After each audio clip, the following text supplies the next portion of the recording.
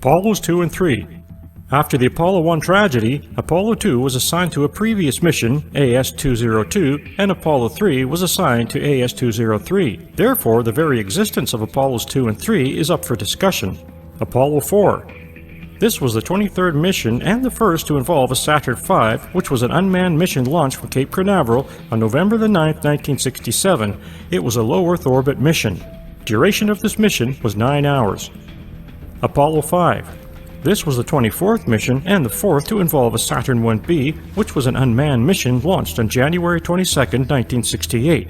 It was the first mission to test an unmanned lunar module LM in low Earth orbit, but it should be noted that this particular LEM was structurally incomplete. Therefore, this doesn't qualify as a test on the LM in the actual conditions of spaceflight. Duration of this mission was 11 hours. Apollo 6.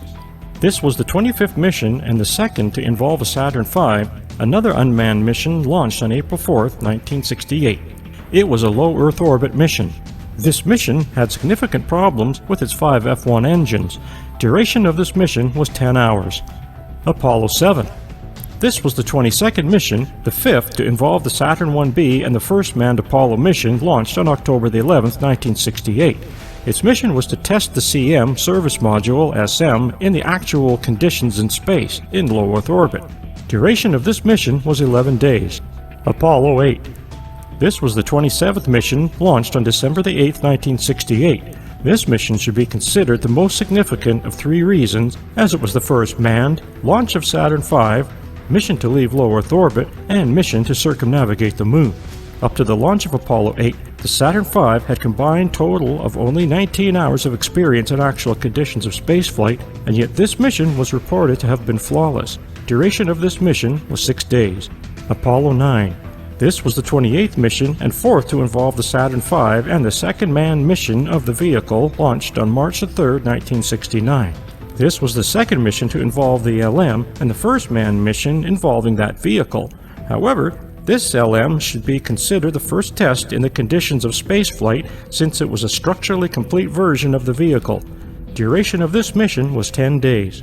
Apollo 10. This was the 29th mission, the fifth to involve the Saturn V and the third manned mission of that vehicle, launched on May 18, 1969. It was the second manned mission to leave low Earth orbit to circumnavigate the Moon. It was also the second manned mission of the LEM. While in lunar orbit, the LM separated from the CM. The LM descended to within 50,000 feet of the lunar surface and then aborted the descent to rendezvous and dock back with the CM. This mission was supposed to have been a test run for Apollo 11. Duration of this mission was 8 days. Apollo 11. This was the 30th mission and the sixth to involve the Saturn V and the fourth manned mission of that vehicle, launched on July 16, 1969. It was the third manned mission to leave low Earth orbit to circumnavigate the Moon and involved the first manned lunar landing. Duration of this mission was 8 days. The program continued with Apollos 12 to 17, but the focus of this chapter are the missions leading up to and including Apollo 11. Note: from the 23rd mission on, the duration of each mission of the Apollo series had been rounded off. For the exact durations of these missions, see NASA's website at www.nasa.gov. When one actually studies the details of the Apollo program, it can be seen that, aside from testing of the different components of the Saturn rocket on the ground, there was a minimal amount of testing done of the functional Saturn 1B and Saturn V in the actual conditions of spaceflight before the first manned missions of those vehicles. However, before I talk about the minimal testing of the Saturn V, we must discuss one of the most important aspects of the Saturn V, i.e. the powerful F1 engines. The F1 engines were an integral part of the Saturn V, necessary for the success of an Apollo moon landing mission, and as you'll learn in the next section, the power output of these engines of the Saturn V were overrated. In layman's terms, low F1 engine power means no Apollo moon landings. The overrated power of the FV1 engines. Studies by scientists and engineers outside of the Western engineering and scientific communities that question any aspect of the Apollo missions are usually not publicized in the Western scientific journals or magazines and are, for the most part, ignored. However, it's not so easy to ignore the work of these scientists: Gennady Ivankov, Ph.D., Alexander Popov, Ph.D., Andrei Bolotov, NSG, and S.G. Pogrovsky, Ph.D., in their works. as their work disputes the claim by NASA on the performance of the Saturn V, in particular the F1 engines. The concept of the powerful F1 engines was actually initiated by the Air Force in the 1950s. However, after President Dwight E. Eisenhower established NASA on July 29, 1958, NASA assumed responsibilities for the F1 engines and awarded the contract for design and production to Rocketdyne. One of the main differences between the Saturn 1B and the Saturn V was their lift capabilities. The first stage of the Saturn V contained 5 F1 engines, the second stage contained 5 J2 engines, and the third stage contained 1 J2 engine. The F1 engines gave the Saturn V its heavy lift capabilities and the needed power to propel a significant payload, as in the launch of the hardware necessary for a manned landing on the Moon. Without the F1 engines, the Apollo missions could not have happened, and in fact, that is exactly what is claimed by former Rocketdyne employee Bill Kaysing over 40 years ago. Minimal testing of the F1 engines. Rocketdyne had done static testing of the F1 engines, but it's difficult to ascertain just how many of these static tests were done. I contacted the MSFC for documents regarding static tests of the F1 engine and was provided with a link to their technical documents. I researched through 300 documents and found out about the F1 engine, but nothing as to the number of static tests that were conducted. I contacted the National Archives but got no precise information there either. I then decided to contact Rocketdyne, now called Aerojet Rocketdyne, when I found www.thespacereview.com. Their stated purpose. The Space Review is an online publication devoted to in-depth articles, commentary, and reviews regarding all aspects of space exploration, science, technology, policy, business, and more. A posted article on their website about the F1 engines has this to say: "The long-standing story that NASA lost or destroyed the Saturn V plans quickly falls to pieces when one learns about the F1 production knowledge retention program. This was a project at Rocketdyne, the company that built the F1 engine, to preserve as much technical documentation about the engine as was possible. This produced about 20 volumes of material on topics such as the engine's injector ring set valves, engine assembly and checkout, and thermal insulation and electrical cables, among others. In fact, lost or destroyed Saturn V documents only add to the suspicion that NASA is hiding something, since these are the very rockets that use the F1 engines." The author of this article, Dwayne A. Day, then says the goal was to preserve as much technical documentation and knowledge about the F1 engines as was possible. If that were the case, why not preserve all of it? Day then describes the testing of the F1 engine. Rocketdyne delivered 98 production engines to NASA, of which 65 were launched. A total of 56 equivalent development engines were tested. The company conducted 2,771 production and R&D firing tests and single engines, 1,100 total full-duration tests, and accumulated 239,124 seconds over 66 hours of engine firing experience.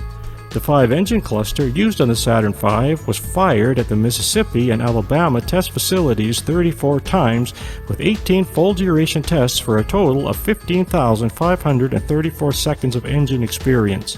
Rocketdyne estimated in 1992 that the F1 engine development program had cost $1.77 billion in FY91 dollars. Dwayne Day also used large numbers to emphasize that there were many tests of the F1 engines, which when translated, the combined production and R&D firing tests of single engines and full-duration tests of F1 engines was over 66 hours. The 5-engine cluster test of the F1 engines was 4 hours in total. There was a combined total of 70 hours of static tests of the F1 engines, which seems adequate given the duration of each engine cluster after launch, purportedly used in all Apollo missions, which was approximately 2 minutes. This included 35 engine cluster tests, 18 of which were full-duration tests. However, the amount of static testing means little or nothing unless there is a comparable testing of the F1 engines in actual spaceflight conditions, which is equally, if not more important, for evaluating engine performance, and as you'll see, testing in the unmanned Saturn V missions was nowhere near standards and were minimal to say the least. But before we discuss the overall testing of the F1 engines in spaceflight conditions, we take a look at some of the disturbing test practices before these engines were assigned to their particular mission. I have chosen these 4 missions for their historical significance in the Apollo programs to highlight this. Apollo 4. The first test firing was on February the 17th, and the program duration of just under 41 seconds met all of the test objectives. Another test was conducted on February 25th, but a red line observer reacted to an incorrect reading by ending the test 83.2 seconds into the planned duration of 128 seconds. The incorrect reading proved to be due to a faulty transducer. After analysis of the results, it was decided that the full duration test would not be needed. S1C1 was refurbished, subjected to a number of inspections and checks by MSCF's laboratories, loaded on the seagoing barge Poseidon, and shipped to KSC. It became the first stage of AS501, which was launched unmanned as Apollo 4 on November 9, 1967. The first test firing of these engines of Apollo 4 was conducted on February 17 and 25, 1966. These F-1 engines were then stored at the Kennedy Space Center KSC for a year and 8 months before they were used on Apollo 4, and that is without any further testing of these engines. This mission seemingly worked flawlessly. Apollo 6. SIC-2 was installed on the static test stand at MSCF in May 1966. The first test firing on June 7, 1966 lasted for 123.3 seconds. However, on the F-1 engines on this stage, F4017 showed thrust anomalies. After being removed, it was inspected, refurbished, and subjected to 3 further individual tests during which it functioned satisfactorily. It was reinstalled at SIC-2 in August. Refurbishment, inspection, and checkout of the stage by several of MSFC's laboratories took several months. It was then loaded on board the barge Poseidon, shipped to KSC in March 1967, and became the first stage of AS502, which was launched unmanned as Apollo 6. Apollo 6 was launched April 4, 1968, almost 2 years after the recorded test of its F-1 engines. This mission experienced problems with its F-1 engines during launch, which will be discussed in detail further below. Apollo 8. The first SIC to be manufactured by Boeing at the Michoud Assembly Facility in Louisiana was SIC-3, and it was the final stage tested at MSFC. It was shipped by the barge Poseidon from Michoud to MSFC and placed on the static test stand on November 3, 1966. The first test on November 15, 1966 lasted for 121.7 seconds. The stage was removed from the stand on November 21st and returned to Michoud. After refurbishment, engineer change orders, and system checks, NASA accepted it for shipment to KSC. On arrival there on December 27, 1967, it was placed in storage. It became the first stage of AS503, which was to be the third unmanned test flight of the Saturn V. But when this was cancelled, the vehicle was used for Apollo 8, the first manned mission which flew out to orbit around the Moon. The F-1 engines were stored for over a year without any further testing before they were used to launch Apollo 8, and in just 7 months the problems that plagued Apollo 6 were resolved before the first manned mission of Apollo 8, which was seemingly flawless. Apollo 11. On March 1, 1968, SICS arrived at the Mississippi Test Facility on the barge Pearl River.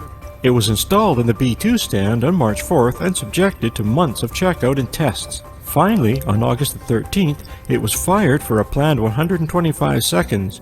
All F-1 engines performed within their performance parameters.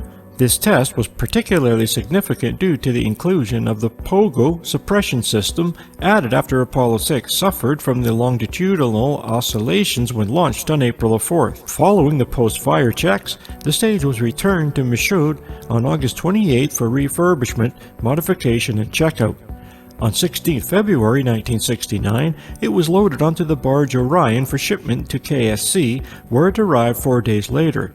SIC-6 is perhaps the most historically significant of the Saturn V first stages because it was stacked as SA-506 and launched as Apollo 11, the mission that achieved Kennedy's challenge of landing men on the Moon.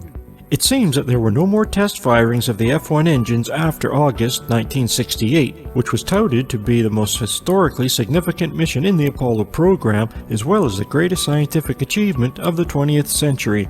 The previous 4 quotes are from the same book on the F-1 engine.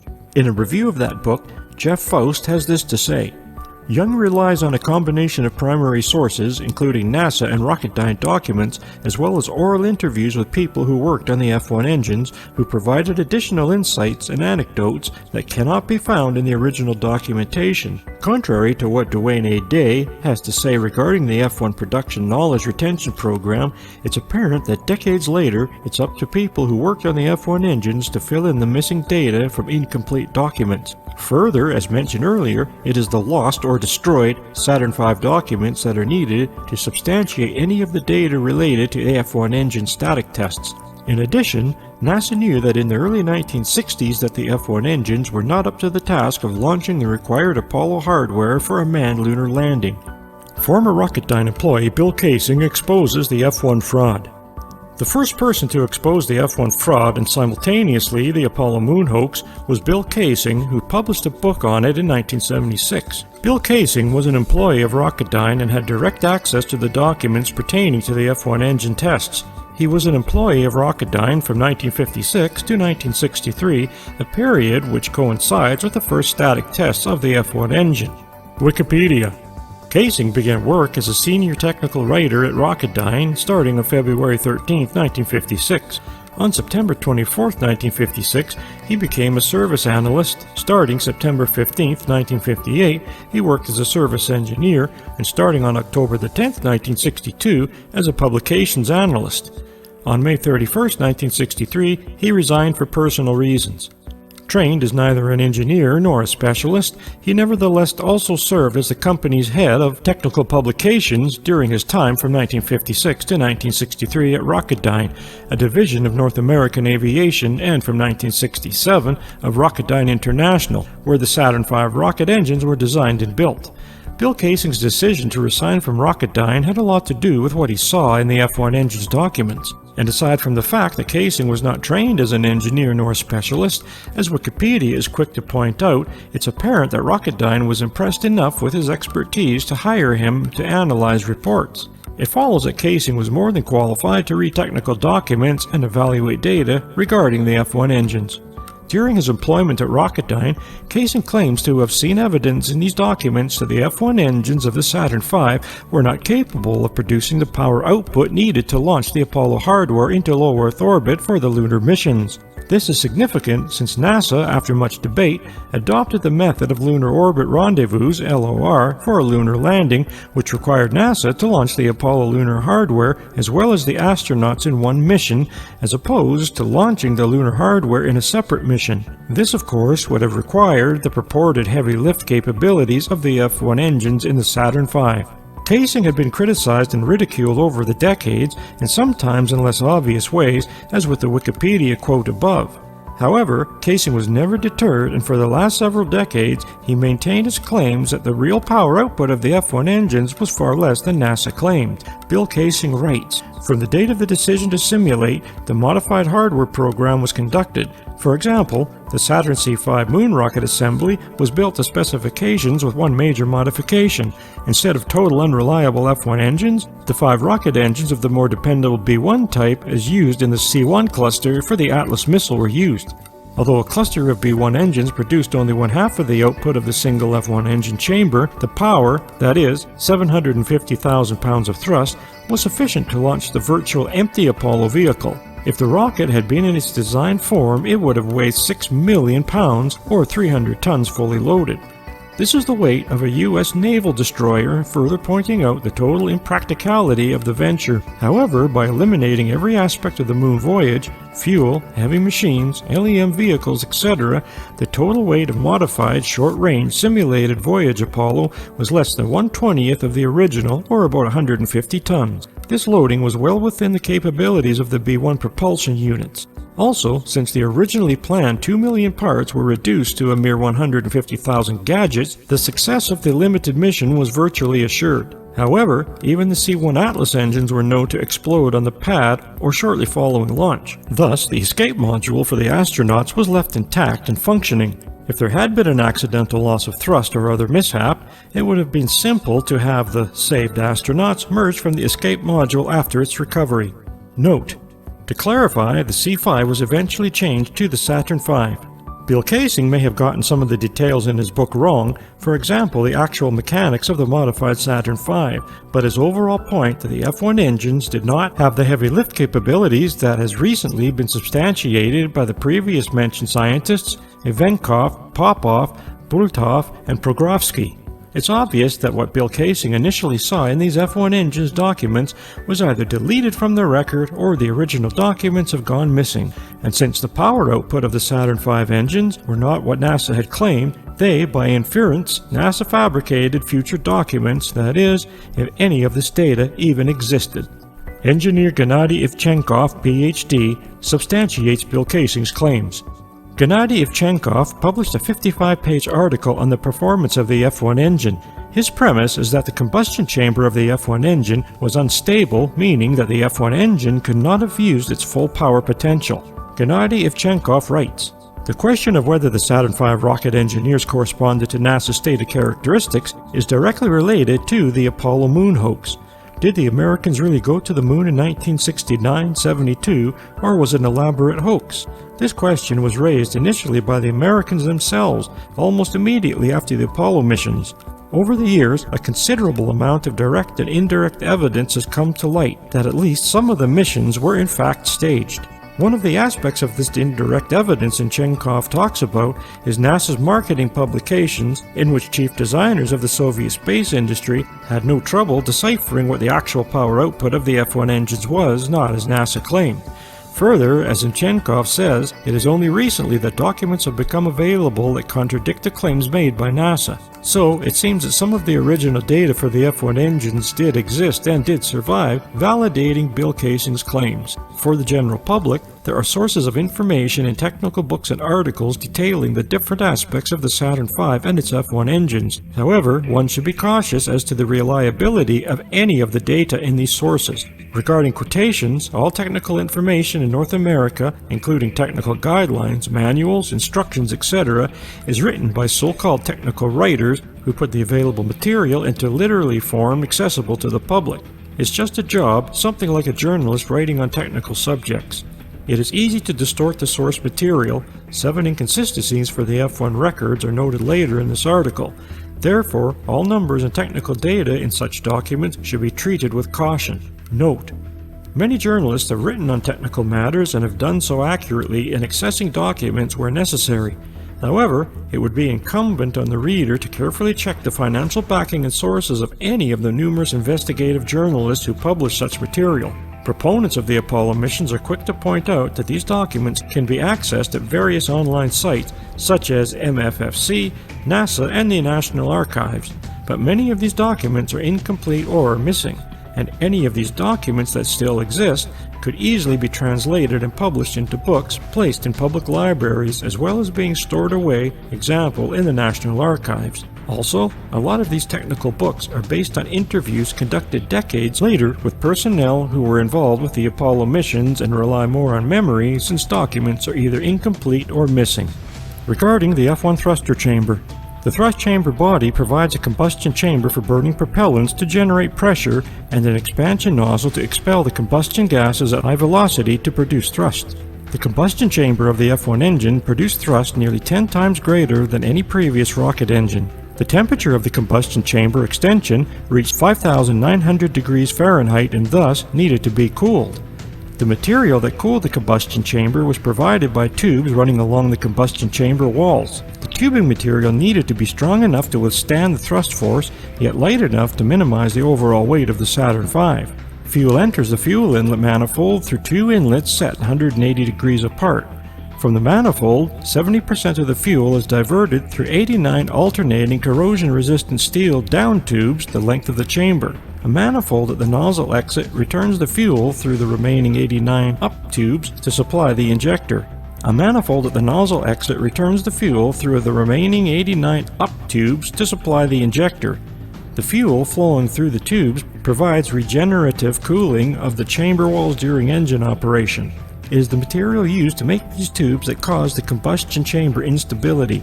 As the analysis of Vichenkov's article shows, the source gives the thickness of the F1 tubes as 0.475 millimeters, the accuracy of which is highly questionable, since such a wall thickness contradicts the cooling requirements. The combustion chamber tubes were made of thin-walled tubes of nickel alloy Inconel X750, which differ from what was used in the seemingly successful H1 engines in the Saturn 1B. As Vicchenkov explains, when using Inconel 750, this material could not have withstood the pressures and temperatures produced by the F1 engine thrust. In this case, the combustion chamber thrust would have been throttled back, which means the Saturn V could not have lifted the necessary Apollo hardware into low Earth orbit for a manned moon landing mission. A NASA report regarding a static test of the F1 engine in 1959, as quoted in Vichenkov's article, shows that the F1 engine did indeed produce the necessary thrust, but with a catch. In January 1959, Rocketdyne's NASA contract included requirements for a series of feasibility firings of the new F1 booster. 2 months later, the engine hinted at its future success with a brief main stage ignition. The trial run demonstrated stable combustion for 200 milliseconds and achieved a thrust level of 5 million newtons, 1 million pounds.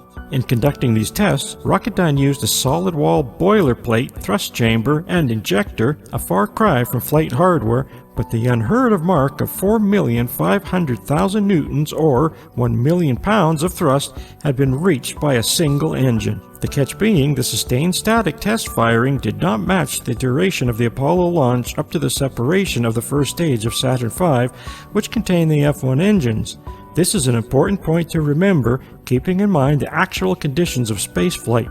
This is obviously an example of what Bill Kaysing was talking about when he stated that the F1 engine's firing tests could not be sustained.